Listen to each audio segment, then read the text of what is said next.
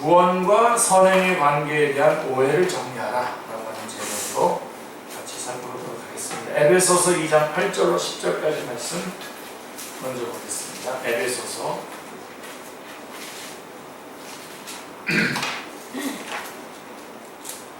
2장 8절로 10절입니다. 우리 같이 읽겠습니다. 에베소서 2장 8절입니다. 같이 읽겠습니다. 너희는 그 은혜에 대하여 믿음으로 말미암아 구원을 받았으니 이것은 너희에게서 난 것이 아니요 하나님의 선물이라. 행위에서 난 것이 아니니 이는 누구든지 자랑하지 못하게 하느라. 우리는 그가 만드신 바라 그리스도 예수 안에서 선한 일을 위하여 지으심을 받은 자니 이 일은 하나님이 전에 예비하사 우리로 그 가운데서 행하게 하려 하심이니라. 아멘. 프린트물을 여러분들이 보시면서 같이 살펴보겠습니다. 우리 정성욱 교수님께서 제일 먼저 한국교회 갱신 전략으로 첫 번째 전략으로서 가장 중요한 부분을 말씀해 주셨습니다.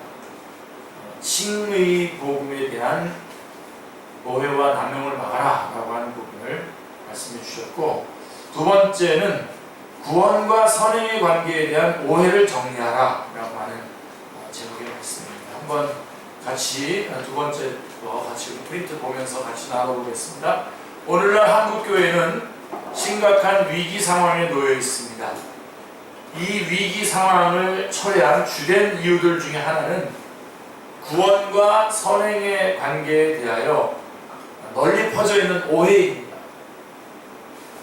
자, 두 가지의 오해를 크게 정리해야 되는데요. 하나는 첫 번째로 구원과 선행의 관계에 대한 오해 중에 첫 번째는 율법주의적 구원관입니다. 안타깝게도 한국 교회 내의 일부 그리스도인들은 오직 예수 그리스도의 피공로를 믿고 의지함으로 말미암아 죄인이 구원과 영원한 생명을 얻어서 하나님의 자녀가 될 수 있다는 복음적 진리에 무지한 채 선행을 통해서 구원에 이르거나 하나님을 기쁘시게 하려는 율법주의의 질곡에 빠져 있습니다. 참 안타깝습니다. 그래서 이런 부분 때문에 우리 교회 안에서 자꾸만 비교하게 되고 경쟁하게 되고 상대방을 또 눌러야 내가 이거 쓰고 하는 그런 정말 복음이 원하지 않는 그러한 교회 안에서의 모습과 또 그리스도인들이 활동하는 모습 가운데서 그런 모습들이 많이 나타나고 있습니다. 자, 이들은 도덕적 선행에 의지하거나 종교적 실천에 의지해서 하나님 앞에 자신을 의인으로 드러내려고 하는 공로주의에 빠져 있습니다. 그래서 여러분들이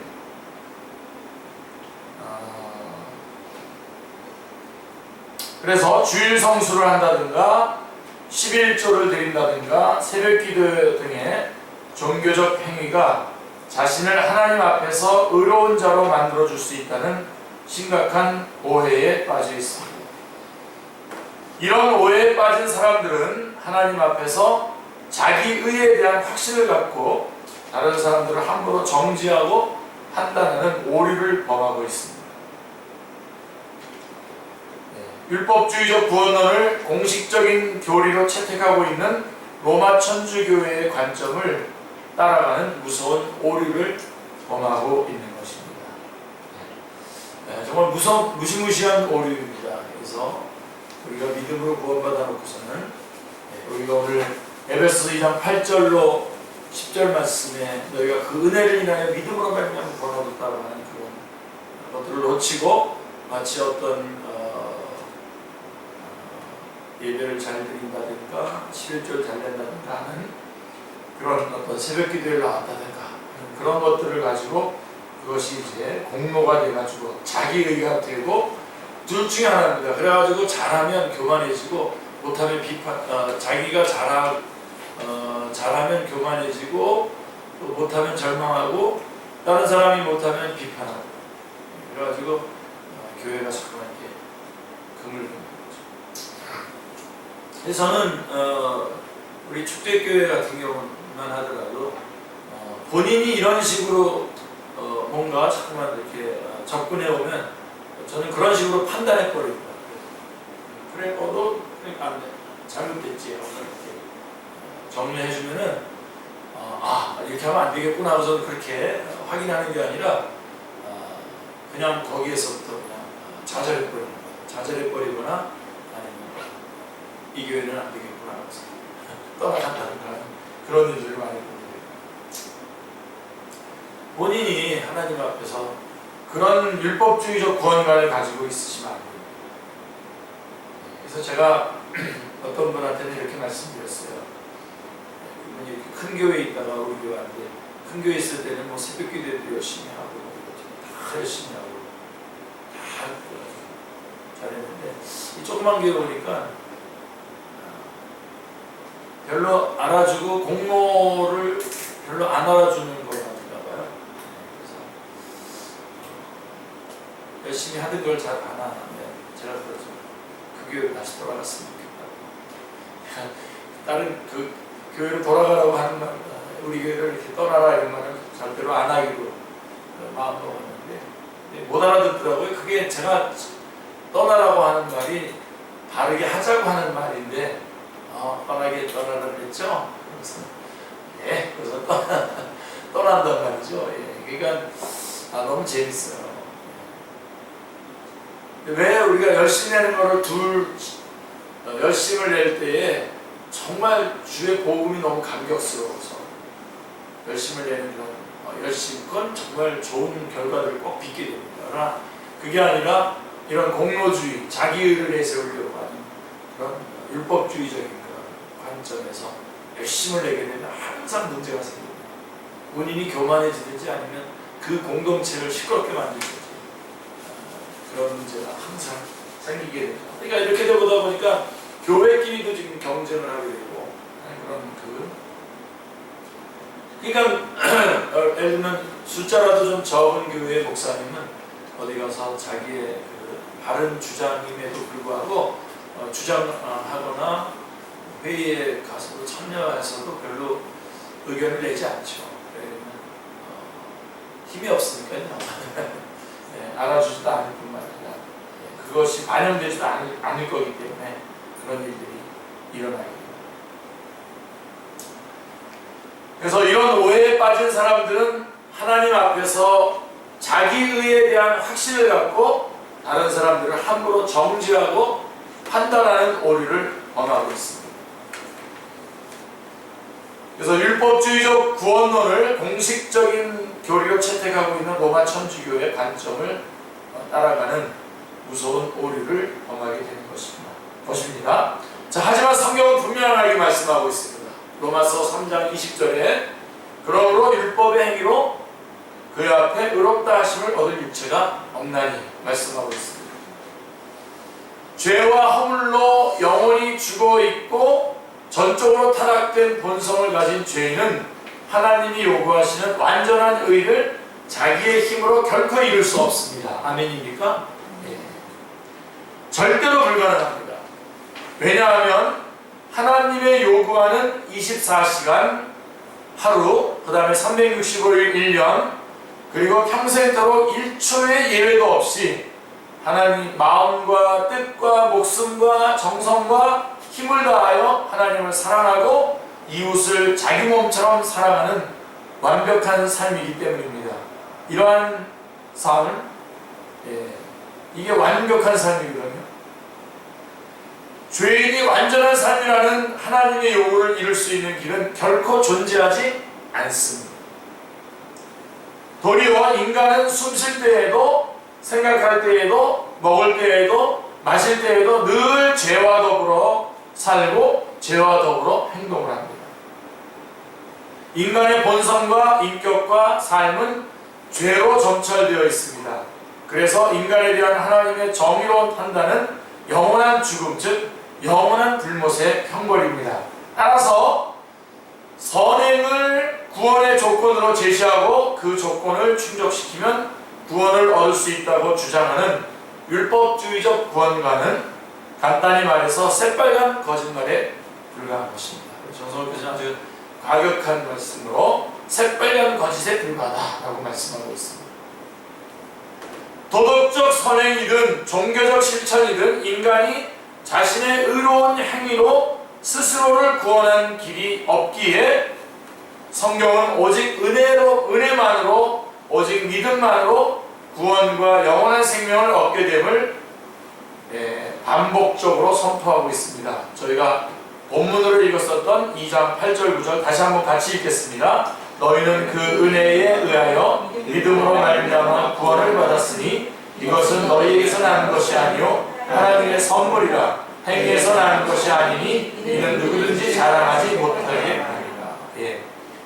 오직 은혜라는 말은 자격과 공로가 없는 죄인에게 값없이 거저 공짜로 무조건적으로 구원을 주신다는 말입니다.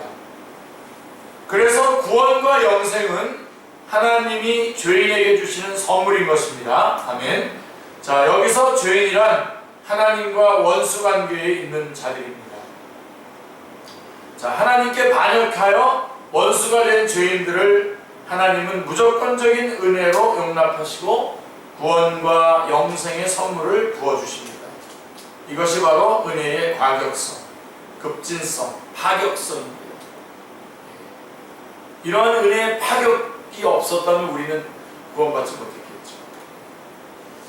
그래서 로마서에서 사도 바울은 4장이죠. 4장 4절부터 보시면 일하는 자에게는 그 싹시 은혜로 여겨지지 아니하고 보수로 여겨지거니와 일을 아니할지라도 경건하지 아니한 자를 의롭다 하시는 이를 믿는 자에게는 그의 믿음을 의로 여기시나니 일하는 것이 없이 하나님께 의로 여기심을 받는 사람의 복에 대하여 다윗이 말한 바 불법이 사함을 받고 죄가 가려짐을 받는 사람들은 복이 있고 주께서 그 죄를 인정하지 아니하실 사람은 복이 있도다 함과 같으니라 라고 선언하고 있는 것입니다.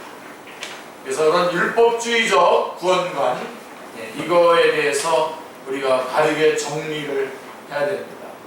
구원과 선행의 관계에 대한 오해를 정리할 때에 바로 이런 율법주의적 구원관에 대해서 바르게 정리를 해야 되겠고요. 또 두 번째로는 자, 구원과 선행의 관계에 대한 두 번째 오해는 오직 믿음과 은혜로 구원받은 그리스도인의 삶 속에서 선행은 아무런 의미도 가치도 없다라고 하는 방종주의적 구원관이 있습니다. 자, 이게 지금 우리 한국교회에서 우리 교회에서도 같이 이게 갱신되어야 됩니다. 우리 교회는 앞에 쪽보다는 이 뒤쪽이 좀 많이 있는 것 같아요. 방종주의적인 구원관에 빠진 사람들은 선행과 무관하게 구원받은 그리스도인들은 더 이상 선행에 대해서 신경을 쓰거나 관심을 기울일 필요가 없고 한번 구원받은 그리스도인들이 어떻게 살든 그 사람의 구원은 완전히 보장된다는 생각으로 윤리적인 방종을 합리화하고 있는 것입니다. 이런 생각 역시 성경과 복음에 대한 철저한 오해에서 비롯된 비진리입니다. 성경은 선행은 오직 은혜와 믿음으로 구원받은 그리스도인의 삶 속에서 중차대한 의미가 있다고 반복적으로 강조해 주고 있습니다.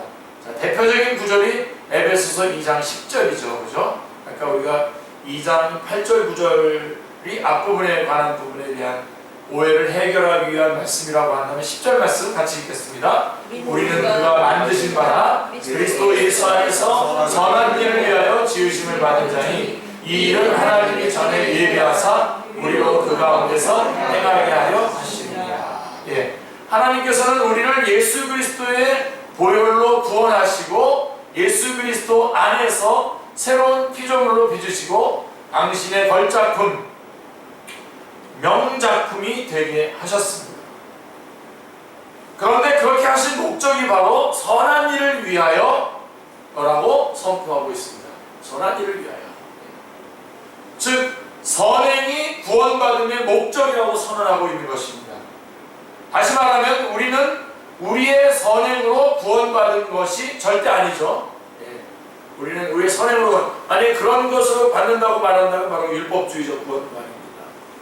그건 아닙니다. 우리는 선행으로 구원받는 것이 절대로 아닙니다. 이거 아멘 하십시오. 아멘이죠? 예. 자, 즉 선행이 구원 앞에 구원의 조건으로 올 수 없습니다. 하지만 선행은 도리어 우리가 오직 믿음과 은혜로 구원받은 목적으로 존재합니다. 즉 선행은 구원의 사건 뒤에 따라오는 구원의 목적이자 결과입니다. 그러므로 오직 은혜와 믿음으로 구원받은 그리스도인은 선행을 위하여 선행을 목적으로 하는 새로운 삶을 살아가게 되어 있고 살아가야 한다는 것이 성경의 명확한 가르침입니다. 따라서 한번 은혜와 믿음으로 구원받은 사람은 어떻게 살아도 상관이 없다는 식의 방종주의적인 생각은 성경의 가르침에 정면으로 배치됩니다. 그런 식으로 한다는 자체가 사실은 그 사람이 오직 믿음과 오직 은혜로 구원과 영생을 받은 사람이 아님을 확증하게 되는 것입니다. 자, 왜냐하면 오직 주님의 은혜와 그분을 믿음으로 구원받은 사람은 자신이 얼마나 죄인이었는지를 깨달은 자이고 그런 죄인에게 하나님께서 얼마나 파격적인 은혜를 베푸셨는지를 아는 자이고 따라서 그렇기 때문에 그분의 은혜에 감격하고 감사하는 마음으로 어떻게 하면 주님이 원하시는 삶을 살까 진지하게 고민하는 자일 수밖에 없기 때문입니다. 그래서 우리는 정리를 하겠습니다. 우리는 주님께서 의의 옷을 입혀주셨습니다. 그래서 그것이 너무나 감사해서 은혜로 의의 옷을 입혀주셨기 때문에 너무나 감사해서 그 의의 옷을 더럽히지 않고 선행으로 온전한 선행의 자리에 나아가게 되는 것이죠. 선행이 구원의 조건이 되지 않습니다. 선행은 구원의 목적입니다. 구원받은 자가 선을 행하는 것이죠. 그래서 로마서 6장 4절에도 보면 새 생명 가운데 행하게 하려 함이라 라고 말씀하고 새 생명 가운데 우리를 새 생명을 주셔서 이제는 선을 행할 수 있도록 해주시는 것입니다. 그래서 두 가지 오해를 여러분들이 우리 교회 내에서 뽑아내야 됩니다. 율법주의로 그래서 선행을 통해서 구원받으려고 하는 것, 또 우리가 거절해야 합니다. 그래서 뭔가 교회 안에서 뭔가를 이루어놓고 그것이 공로주의가 돼서 자기의가 되고 다른 사람을 비판하고 그런 것은 기독교가 아닙니다. 그런 것들을 걷어내야 되고 그러나 구원받았지만 이제 구원받았으니까 이제 더 이상 이제 마음대로 아무렇게나 살아도 된다. 그럴 수가 없죠. 그게 로마서 5장 6장으로 넘어가면서 나오는 내용입니다. 그럴 수가 없습니다. 그래서 우리는 이 선행을 위하여 지으심을 받은 자들입니다. 그래서 이제는 새로운 생명을 얻었기 때문에 방종주의가 되면 안 되고 오히려 더 어떻게 얻은 구원의 그 의로운 옷입니까? 그 의로운 옷을 더럽히지 않고 죽기까지 하나님 앞에서 바르게 참다운 행동을 통해서 선행을 통해서 하나님 앞에 영광을 드리는 그런 삶으로 나아가야 되겠습니다. 우리